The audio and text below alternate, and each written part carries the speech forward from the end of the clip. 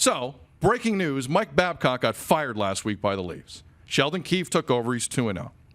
Over the weekend, Terry Koshan of the Toronto Sun, in one of his articles, put in a little nugget, a story that he had heard through his sources about Mike Babcock and Mitch Marner from Marner's rookie season in 2016 and 17. The story goes like this and has since been confirmed by all parties involved. Terry wrote the following.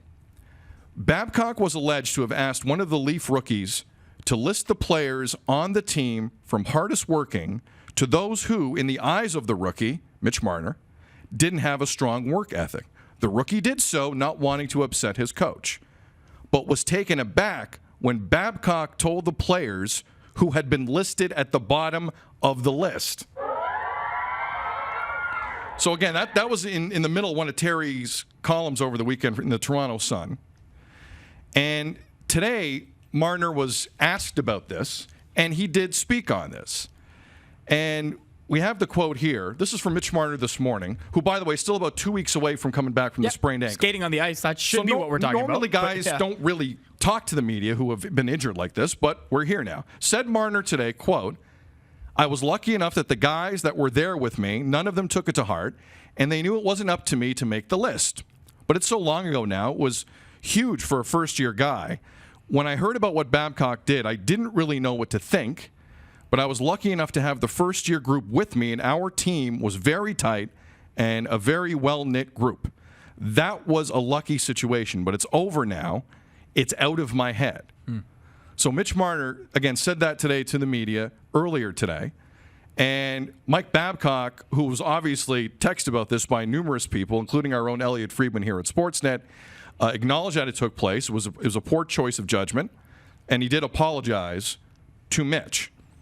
Faizal, first thing to you, look, I think we can all agree here that asking a rookie to give you a list of hardworking guys and then telling the team is probably a D-bag move. It right? is. It is. You know, right, we all agree with that. It's a weird thing because usually on Twitter there's mixed opinions about every single thing in the entire world.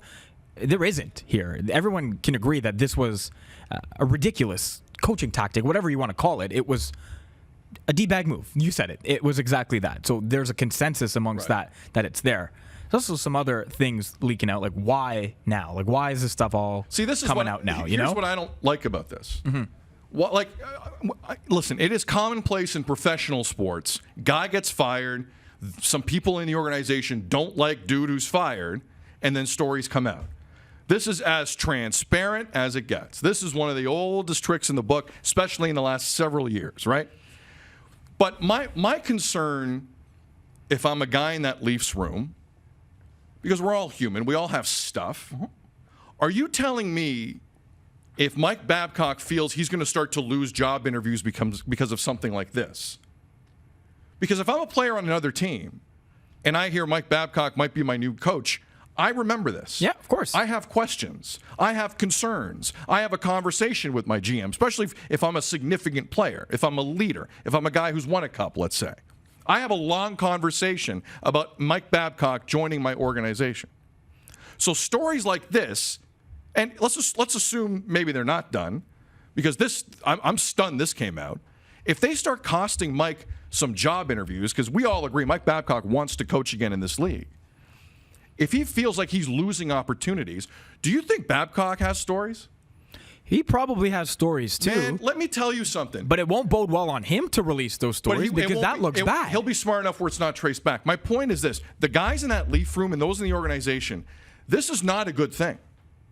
I understand Mike Commodore is treating Mike Babcock like a piñata, and Mark Frazier, a former Leafs defenseman, defended Commodore over the weekend. And Ryan Whitney of Spit and Chicklets, we're going to talk to him next hour. He knows Mike pretty well. We're going to get his take on this. But look, I'm not going to assume that's a perfect room in Toronto. No, but you can't assume any room is perfect. But that's the point. Yeah. The point is, whoever's throwing this stuff out there, because this is a bizarre story to put out there and will hurt Mike Babcock potentially getting another job. I'm not willing to say it's going to prevent him, but it may hurt him. If Mike picks up the vibe that hurts him, Mike might have some stories too. Just be very careful going down this road, man. I don't know if 23 Angels exist in that Leaf room. I'm not there enough.